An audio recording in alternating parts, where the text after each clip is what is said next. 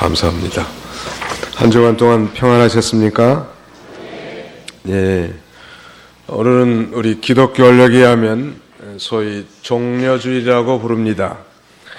주님 고난 받으시기 전에 공생의 최후에 이제 어린 나귀 새끼를 타고 예루살렘에 입성하셨는데, 이는 예루살렘 성에 들어가서 이제 모든 고난과 채찍질 당함, 그리고 마침내는 십자가에 죽으실 목적으로 이제 예루살렘 성에 들어가신 것입니다.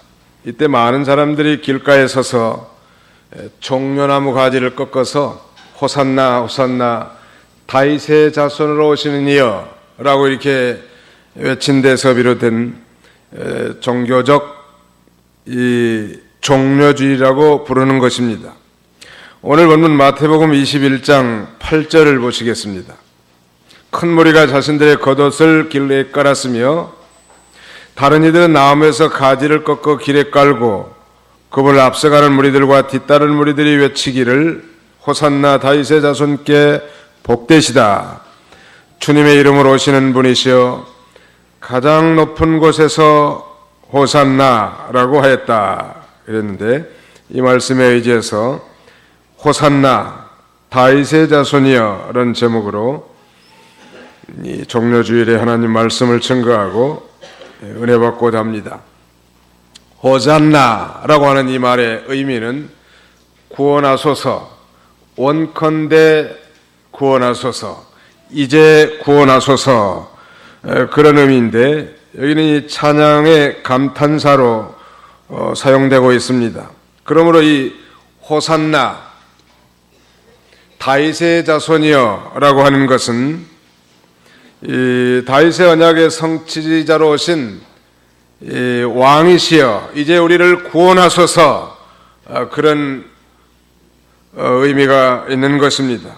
오늘 예수님께서 생애 마지막으로 구원 계획에 따라 순환과 죽임을 당할 목적으로 이제 예루살렘 성에 소위 개선적 입성을 하는 것입니다. The triumphal entry, 승리적 입성을 하기 위해서 이제 올리브산 벳박에 이르렀는데, 이는 예수님께서 예루살렘에서 십자가에 못 박히기 직전에 자신이 인류를 죄에서 구원하러 오신 메시아, 즉 이 왕이심을 공적으로 선포하는 그런 상징적인 행위인 것입니다.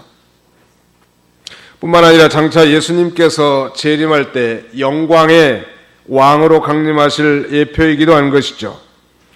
오늘 이 예수님께서 이 나귀 새끼를 타고 생애 최후의 예루살렘 성에 입성하셨는데, 많은 무리가 소리질러서 호산나 다윗의 자손이여라고 하는 찬송한 그런 상징적인 의미는 무엇인가? 그리고 이 예수님께서 메시아, 즉 왕으로 오신 분임을 찬송한 것인데, 그렇다면 그 무리가 찬송하고 노래한 메시아, 즉 예수님은 이 땅에 어떤 모습으로 오신 왕이신가? 세 가지 관점에서 말씀을 상고하고 은혜 받고자 합니다. 거기 이제 우리 주보 순서지 오늘의 말씀 요약을 한번 보겠습니다. 호산나 다윗의 자손이라고 외친 찬송의 의미는 바로 예수님께서 메시아, 즉 인류를 구원하러 오신 왕으로 오신 분임을 공포하고 노래한 것인데, 사람들이 찬송하고 노래한 예수님은 이 땅에 우리들에게 어떤 모습으로 오셨는가? 우리 한번 따라서 봅시다. 겸손의 왕으로 오심, 평화의 왕으로 오심, 승리의 왕으로 오심. 바로 예수님은 이 땅에 겸손과 평화 그리고 승리의 왕으로 이 땅에 오셨음을 우리에게 공적으로 나타내 주신 것입니다. 구체적으로 겸손의 왕으로 오셨다고 했는데요, 2절로 5절까지 좀 읽으시기 바랍니다. 그들에게 말씀하셨다. 너희 맞은편 마을로 가라. 그러면 나귀 한 마리가 그 새끼와 함께 매여 있는 것을 곧 볼 것이니 그것들을 풀어서 내게로 끌고 오너라. 누가 너희에게 뭐라고 말하면 주께서 그것들을 쓰시겠다 고 말하여라. 그러면 그가 그것들을 즉시 보내줄 것이다. 이것이 일어난 것은 선지자들을 통하여 하신 말씀을 성취하시려는 것이니 말씀하시기를 시온의 딸에게 말하여라. 보아라, 내 왕이 내게로 오신다. 그분께서는 겸손하셔서 나귀를 타셨으니 어린 나귀 곧 멍에 매는 짐승의 새끼이다 라고 하셨다. 예, 예루살렘 bet박의 지역에 도착했는데 뜻밖의 예수님께서 2명의 제자들 지켜서 건너편 마을로 가서 매어있는 나귀 새끼를 끌고 오라는 거예요. 그러면서 만일 누가 왜 이렇게 하느냐고 묻거든 주께서 그것을 쓰시겠다, 즉 주가 쓰시겠다 라고 이렇게 대답하라고 했습니다. 이건 예수님께서 하나님으로서 필요한 것을 미리 다 아시고 나귀 임자에게 믿음을 주시고 또 마음에 감동함을 주셔서 자원하는 마음으로 자기 나귀 새끼를 드리도록 한 것입니다. 뿐만 아니라 주님을 사랑하는 마음과 주님 앞에 바치고자 하는 그런 마음을 주셔서 즉시 준비하도록 해놨단 말이에요. 이와 같이 무엇이나 주님을 위해서 바치고자 하는 그런 마음을 가진 사람은 하나님 앞에 복받기로 예정되어 있는 사람인 것입니다. 성경에 보니까 초대교회 바나바라고 하는 사람은 자기 소유의 밭을 팔아서 사도들의 발 앞에 내놓음으로 가난하고 궁핍한 예루살렘 교회가 세워나가는데 큰 도움을 준 거예요. 반면에 또 루디아와 빌레몬은 자기 집을 예배당으로 내주는 그런 헌신을 했고, 마가의 부모는 예수님 앞에 다락방을 내드려서 최후의 유월절을 거기서 잡수시게 하고, 그리고 예루살렘 초대교회의 모체가 되는데 결정적으로 쓰임을 받은 것입니다. 뿐만 아니라 예수님의 공생의 기간 동안에 복음을 전파하는 동안에 한 어린아이가 바친 오병이어의 점심 도시락, 이것을 내드려 하나님의 놀라운 역사에 쓰임받게 했습니다. 처녀인 자신의 태를 하나님 앞에 드려서 인류를 구원할 왕을 탄생케 한 마리아의 헌신과 희생, 이것은 우리가 아마 대대로 잊지 못할 것입니다. 데이그룹의 최의송 장로라고 하는 사람이 그런 책을 하나 썼는데 주가 쓰시겠다 하라, 이런 제목이. 거기 보니까 자기는 세 개의 꿈을 고등학교 시절부터 가졌는데, 첫째는 박사학위를 가진 대학 교수가 되는 게 꿈이고, 두 번째 꿈은 회사의 CEO가 되는 게 꿈이고, 마지막 세 번째 꿈이 상당히 의미심장한데, 자기는 천당 갈 때까지 100개의 교회를 국내에 개척하고 가겠다는 꿈이었습니다. 얼마 전에 그 인터뷰 기사를 보니까 첫 번째, 두 번째 꿈은 다 성취됐고, 마지막 세 번째 100개의 교회가 거의 지금 국내적으로 완성되어 가고 있다는 거예요.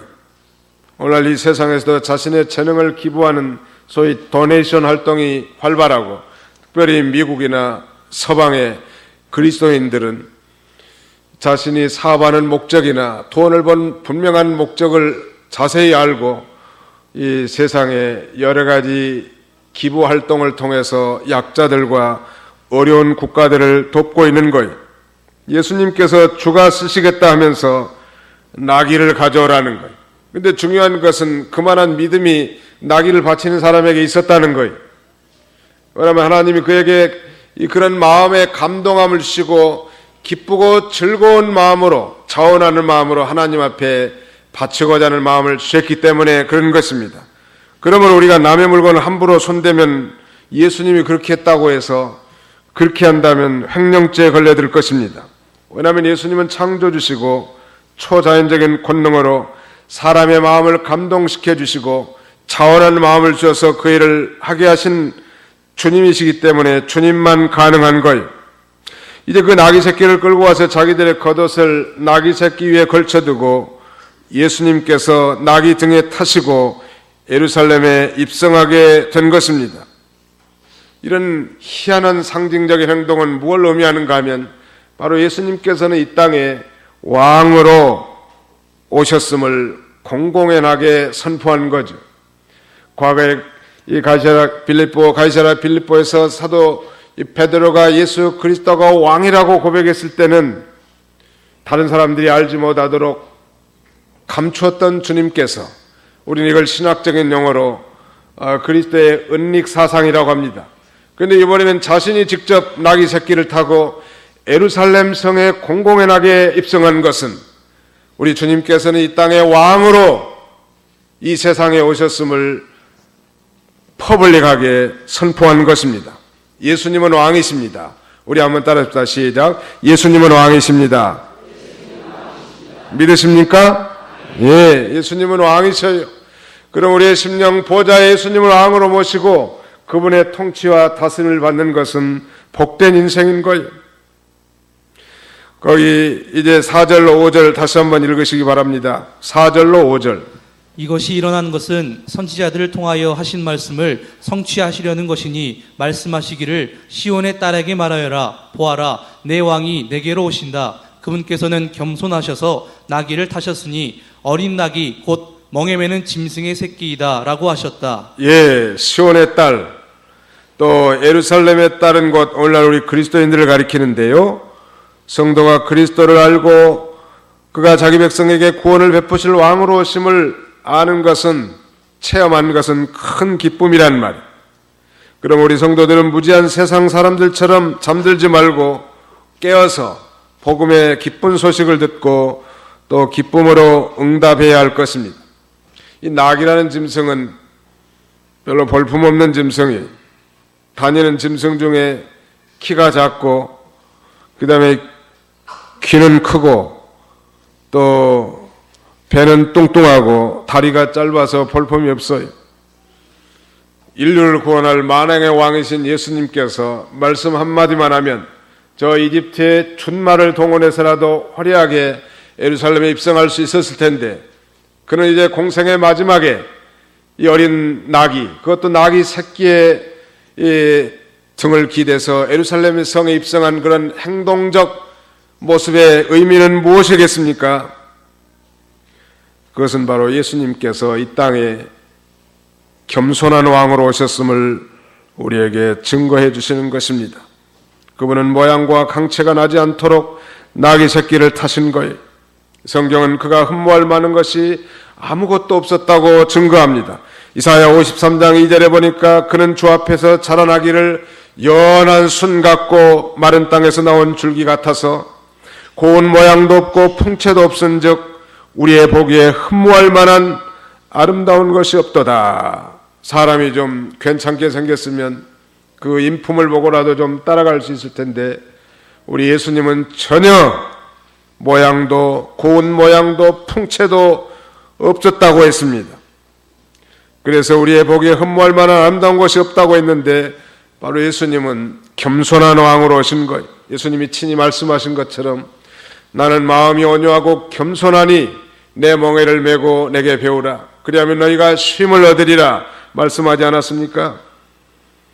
백성을 위하여 자기를 낮추신 왕이십니다. 권세로 백성을 지배하는 폭군이 아니라 겸손으로 사랑으로 섬기시는 왕이신 것입니다. 창조주이시고 우주의 영원한 영적인 왕이시지만 이렇게 겸손한 왕으로 이 세상에 오셨는데 오늘날 우리 예수를 믿는 교회와 성도들도 이 겸손한 삶을 살아야 될 걸 가리키는 거예요.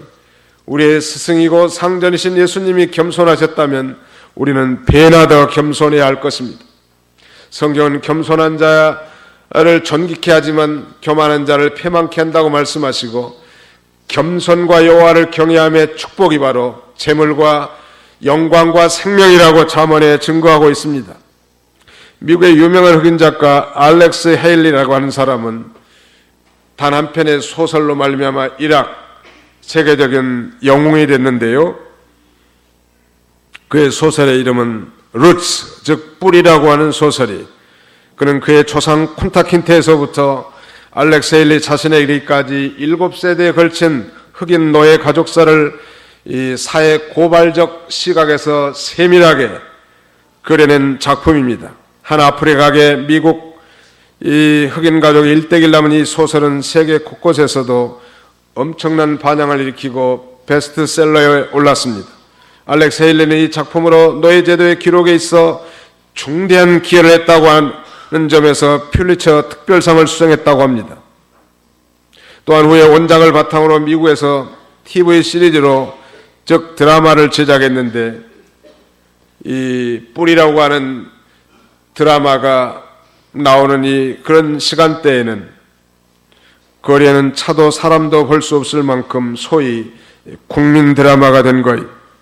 에미상 5개 부문을 수상하고 골든글러브 최우수 TV 영화상 수상의 결실을 거두어 많은 사람들의 이목을 집중시킨 거예요. 한마디로 말하면 대박이란 거예요. 요새 말로 하자면. 근데 그는 그의 사무실에 아주 이상한 그림 한 점을 항상 걸어놓고 있었다고 합니다. 그 그림은 거북이가 높은 담장의 꼭대기에 올라가 있는 그림이 사람들이 질문합니다. 왜 이상한 이 그림을 당신은 벽장에 걸어놨습니까? 라는 질문에 대해서 알렉스 헤일리는 이렇게 대답했습니다. 저는 제가 쓴 작품을 볼 때마다 어떻게 내가 이렇게 위대한 글을 쓸 수 있었는가? 어디서 이 위대한 영감을 받아가지고 이 글을 쓸 수 있는가 생각하면서 내 스스로 이 교만한 생각이 들 때가 있습니다. 그럴 때마다 저는 저 그림을 쳐다보고 합니다. 저 거북이가 자기 힘으로 스스로 저 높은 담장에 올라갈 수 있었겠는가? 결코 그것은 불가능한 일이라는 거예요. 누군가의 도움으로 올라갔다는 거예요. 그는 이렇게 고백합니다. 내가 이렇게 유명해지고 올라갈 수 있었던 것은 오로지 하나님의 도우심이 있었기 때문에 가능한 것입니다. 이런 생각을 함으로써 저는 스스로 저의 교만한 마음을 버리고 항상 하나님 앞에 감사하는 마음으로 겸손을 잃지 않도록 하기 위함입니다. 라고 이렇게 대답했다고 합니다. 이 세상에서 이름을 얻고 명예와 존귀를 얻는다고 해서 자기가 그렇게 된 것이 아니라 하나님의 도우심으로 그렇게 된 줄 언제나 기억했단 말. 생각해 보십시오. 저 담벼락에 어떻게 거북이가 올라갈 수 있겠냔 말. 누군가의 손에 의해서 그 높은 데 올려놨을 거라고, 거북이를. 그러므로 우리 그리스도인들은 이 겸손한 자들이 다 되어야 할 것입니다. 예수님은 겸손한 왕으로 이 땅에 오셨음을 선포하기 위해서 어린 나귀 새끼를 타고 이 땅에 온 거예요. 그러므로 우리 교회도 마찬가지. 화려하고 굉장한 이벤트를 내걸고 장엄한 의식으로 하나님을 섬기는 것이 아니라 내적 생명의 역사와 진리와 사랑이 풍성한 그런 교회, 그런 성도들이 돼야 할 것을 우리에게 교훈해 주지 않겠습니까? 사람들은 되게 높아지려고 하지만 예수님은 우리의 죄인들을 위해서 낮고 천한 이 세상에 겸손한 왕으로 오신 거예요. 우리 한번 따라잡시다. 겸손한 사람들이 됩시다. 우리가 왜 이 겸손해야 되는가?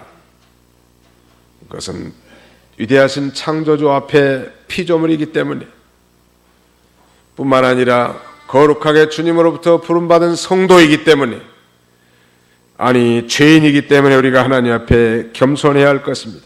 그 다음에 두 번째, 예수님은 평화의 왕으로 이 땅에 오신 거예요. 7절을 다시 보십시오. 그 나귀 새끼가 그 나귀와 나귀 새끼를 끌고 와서 그것들 위에 겉옷을 올려놓았다. 그러자 예수께서 그 위에 올라타셨다 그랬는데, 평화의 왕으로 오신 거예요. 우리 주님은 말은 군마로서 전쟁을 상징한다면 나귀는 이 평화를 상징합니다. 예수님은 칼로 세계를 정복하는 그런 왕이 아니라 평화의 왕이신 거예요. 정복자로서가 아니라 구원과 평화, 용서와 은혜의 메시지를 주기 위해서 오신 주님이시기 때문인 것입니다. 동일한 내용의 누가복음 평행구절에는 이렇게 말씀하고 있습니다. 누가복음 19장 38절에 보니까 가로되 찬송하리로다.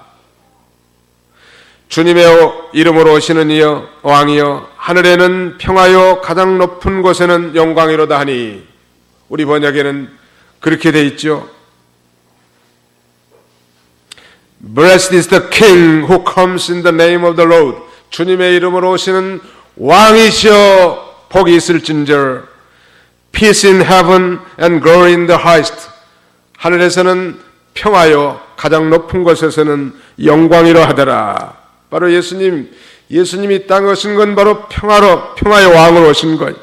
예수님의 탄생에 있어서도 누가는 이렇게 기록합니다. 지극히 높은 곳에서는 하나님께 영광이요 땅에서는 기뻐하심을 입은 사람들 중에 평화로다. 당시 유대인들은 그렇게 상상했습니다.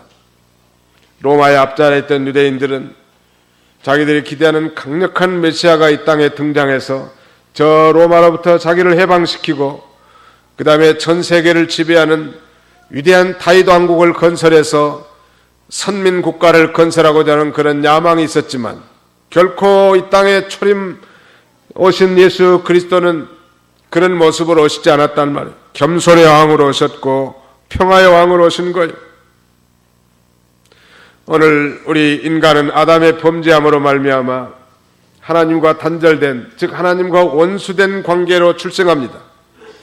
그런데 바로 그 원인은 죄 때문인데 하나님과 원수됐던 우리들 사이에 예수님께서 화목의 제물, 평화의 제물이 되어 주셔서 우리의 모든 죄를 대속하심으로 하나님과 우리 사이를 화목하게 해놨단 말이에요. 그래서 우리가 직접 이제 예수 그리스도를 힘입어 하나님 앞에 나갈 수 있는 그런 축복의 백성들이 된 거예요. 평화의 왕으로 오신 거예요. 그래서 오늘날 우리 누구든지 다 예수를 믿는 사람이라면 십자가에 달린 예수 그리스도의 피를 의지하고 담대하게 하나님 앞에 나가 예배드리고 기도하고 찬양할 수 있는 그런 만인 제사장들이 다 된 거예요. 예수님을 믿음으로 하나님과만 평화가 된 것이 아니라 내 마음에도 평안이 들어왔습니다. 이제 다시 말씀드리면 죄와 사망에 종살이된 우리 인생들에게 그 중대한 죄와 사망의 문제가 해결되므로 이제 그 구원의 결과로 우리에게 임한 이 놀라운 영적인 평화 에이레네가 우리에게 임한 거예요. 그래서 우리가 찬송을 부르면 기쁨이 있고 교회 나가면 마음이 평안한 이유는 바로 하나님 우리에게 참된 평안을 주시기 때문이 뿐만 아니라 더 나아가서 이제 이런 진정한 이 평안함을 얻은 하나님의 종들이 이 세상에 나가서 정말 불안한 세상과 이웃들을 향해서 진정으로 소위 피스메이커, 평화의 중재자로서의 삶을 사는 것입니다. 바로 예수님은 평화의 왕이십니다. 한번 따라합시다. 예수님은 평화의 왕이십니다. 네, 예수님은 평화의 왕이셔요. 그래서 어디를 가든 우리 성도들은 소위 피스메이커가 될지언정 트러블 메이커가 돼서는 안 돼. 어디 가든지 그 사람만 들어가면 분위기 메이커가 돼야 돼. 평화롭게 해주고 다른 사람을 섬겨야 되지 않겠습니까? 우리 한반도가 북한의 위협 속에 날마다 불안한 가운데 있는 건 사실이 너무 그가 이제 도취돼 가지고 인식을 못하지만은 우리가 조국의 평화적 통일을 위해서도 기도해야 할 것입니다. 우리 인류 역사상 세계를 칼로 제패보겠다고 팔을 걷어붙이고 나선 사람들은 많이 있습니다.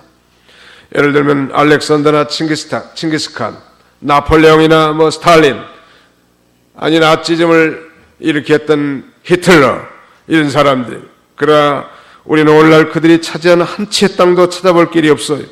나폴레옹은 최후 순간에 이렇게 말했다고 합니다.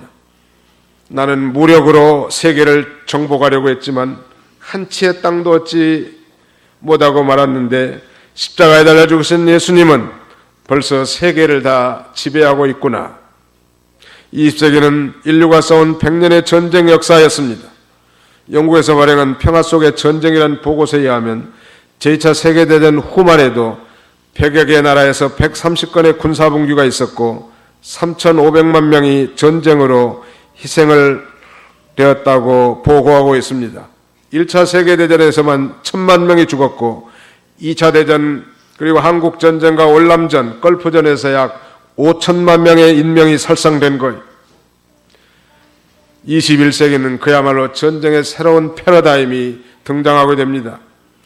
전쟁은 이제 내전과 테러라는 새로운 전쟁의 양상을 띠게 되었고 요새는 세계 곳곳에서 소위 이슬람 극단주의 세력들이 이 내전과 테러로 선동을 하고 있습니다.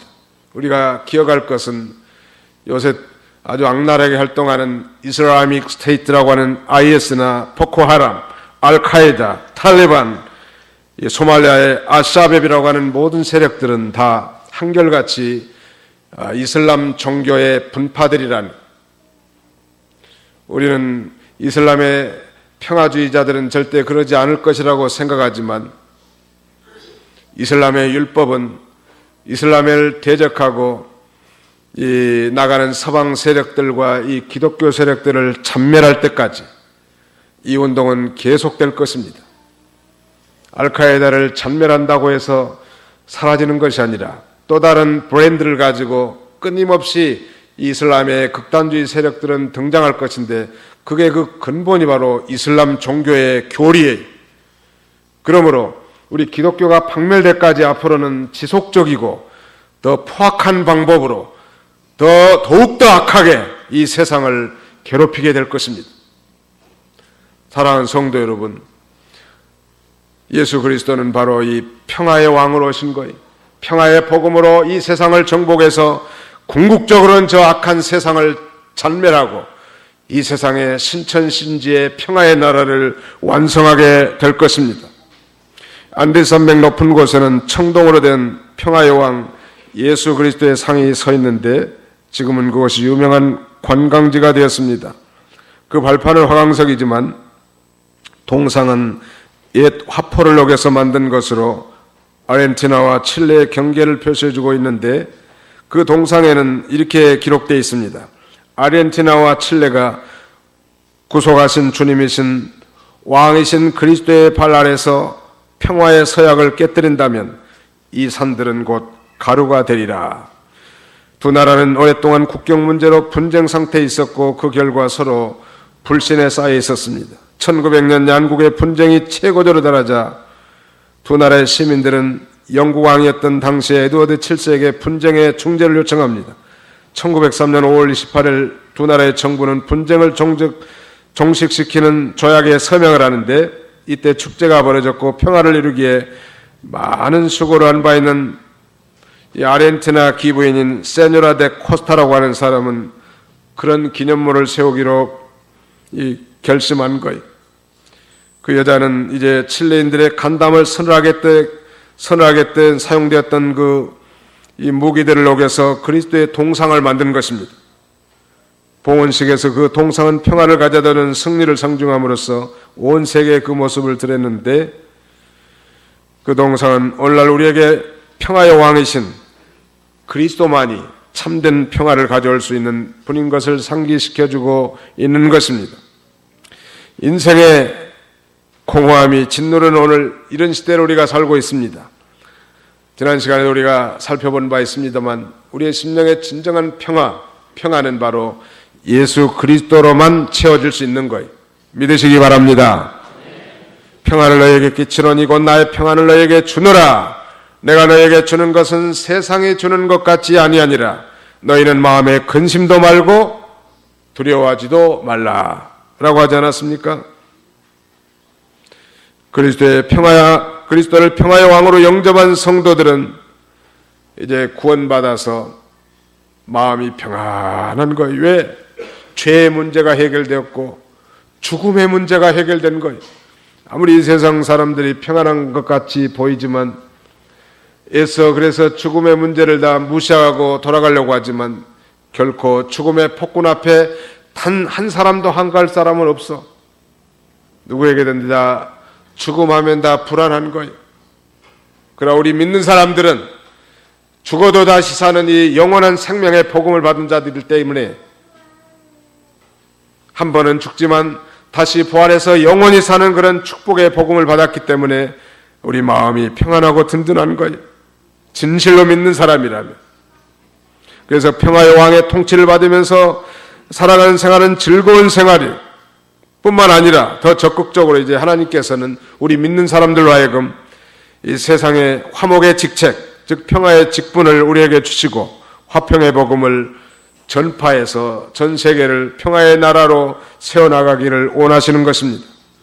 마지막으로 예수 그리스도께서 이제 어린 나귀 새끼를 타고 예루살렘에 입성하셨는데, 그때 연두에 많은 사람들이 종려나무 가지를 꺾어서 바닥에 깔기도 하고 또 많은 사람들이 손으로 이 종려나무를 들고 호산나 다윗의 자손이여, 호산나 다윗의 자손께 찬송할지어다 이스라엘의 구원자시여, 이러면서 승리의 한호성을 외쳤는데요.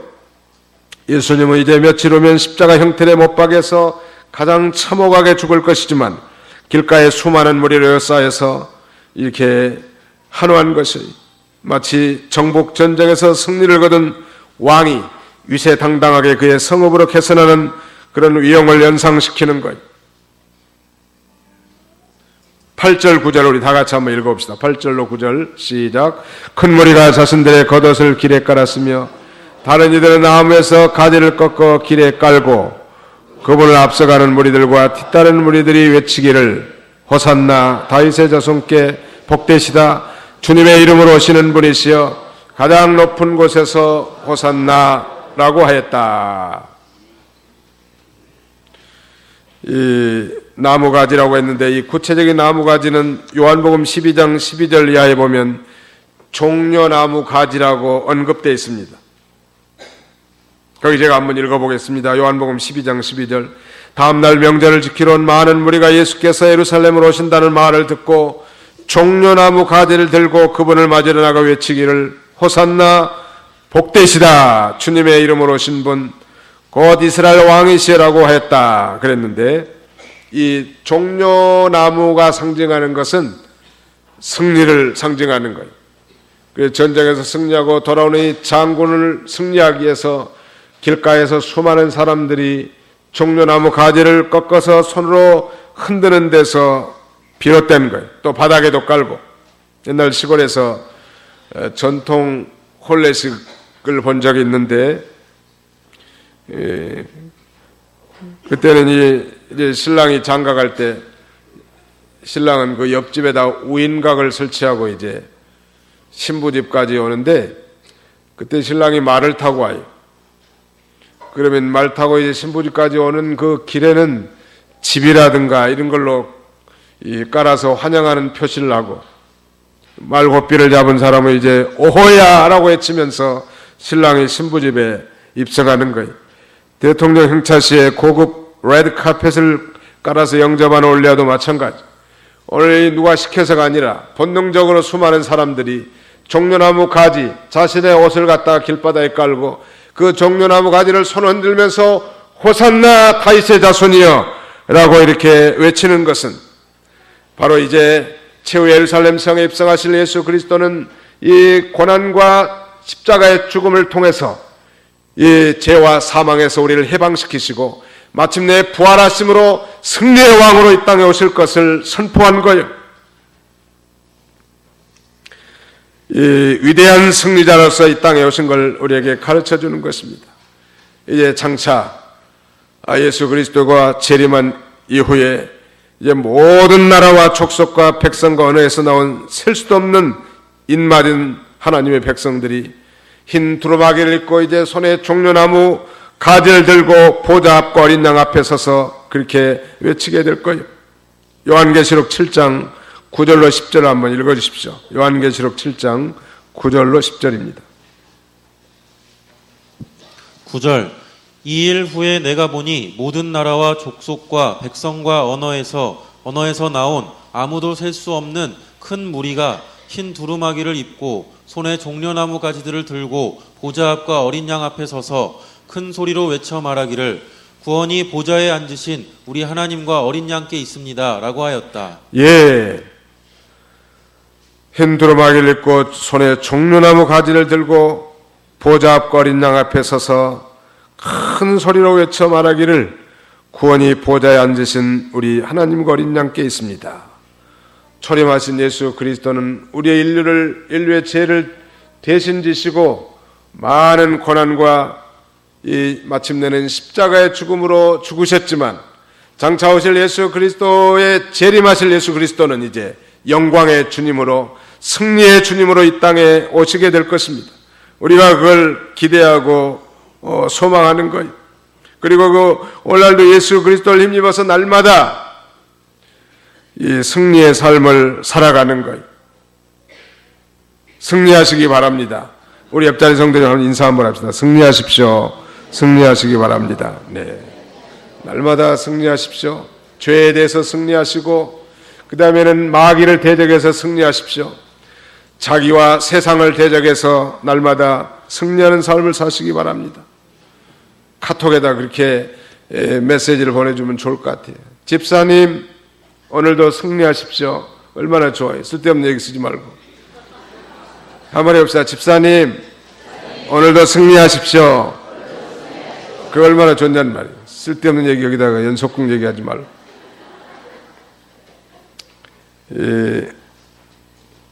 우리는 이미 예수님이 다 이겨놓은 승리자를 섬기는 자로서 이제는 믿음으로 살면 다 승리할 수 있어요.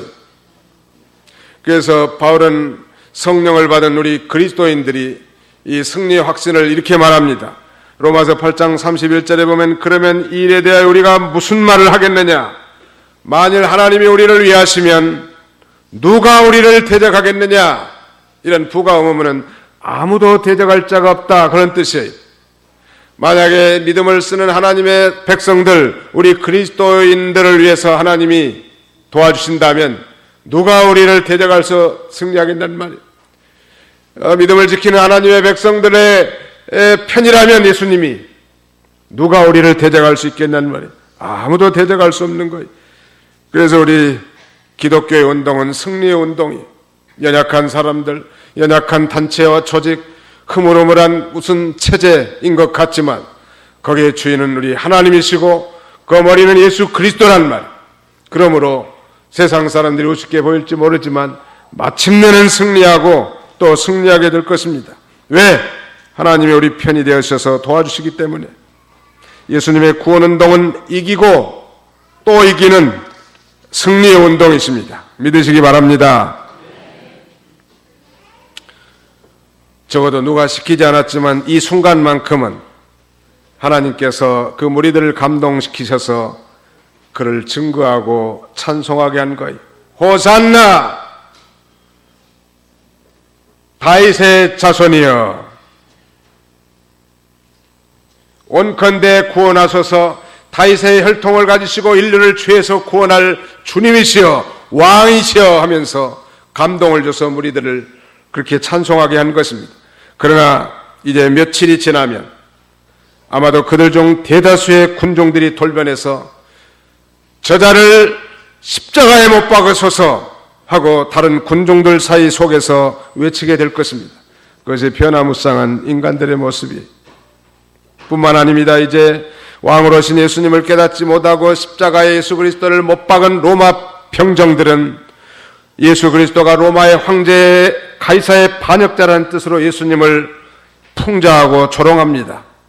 내가 유대인의 왕이냐? 희롱하면서 이제 왕 입은 옷을 대신해서 홍포를 입히고 왕관 대신에 예수님의 머리에 가시면류관을 씌웁니다. 그리고 왕의 홀 대신 칼대를 들리시고 그 앞에 무릎을 꿇고 유대인의 왕이여 평안할지어다라고 갖은 멸시와 조롱을 한 거예요.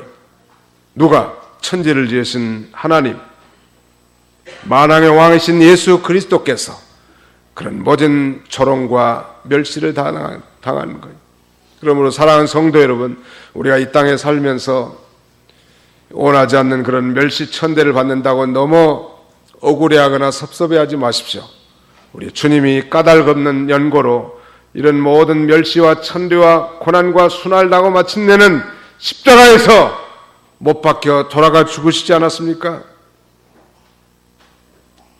그의 십자가 위에는 유대인의 왕, The King of Jews라고 하는 간판이 죄패가 붙은 거예요. 종교 지도자들과 일반 백성들도 마찬가지. 그들은 한결같이 예수님을 육신적인 눈으로만 보았기 때문에 그렇습니다. 여러분, 교회 안에서 육신에 속한 자들이 문제를 일으킬 수 있습니다. 왜냐하면 그것을 육신적인 눈으로만 보기 때문에 그래요. 교회는 사회적인 공동체라기가 아니라 영적인 공동체. 그리고 영적인 눈으로 보면 모든 것이 귀하고 모든 것이 아름다운 거예요.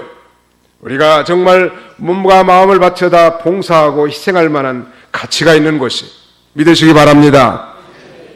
오늘 나귀 새끼를 바쳐서 하나님 앞에 존귀하게 쓰임받은 그 나귀 주인의 이름은 명시되지 않았지만 예수님이 한번 타보신 나귀를 다시 돌려받지 않았겠습니까? 하나님 앞에 쓰임받은 거예요. 예수님이 묻혔던 그 요셉의 무덤도 마찬가지.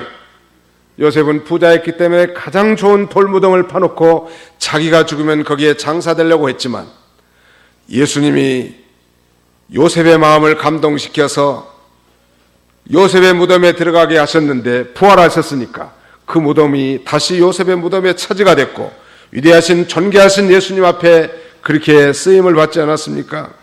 오늘 이제 고난주간을 시작하는 이 종료주일에 우리 예수님께서 이 어린 나귀 새끼를 타고 이제 예루살렘의 최후의 이 공적인 입성을 한 것은 자신이 이 땅에 왕으로 오셨음을 공공연하게 선포한 것입니다.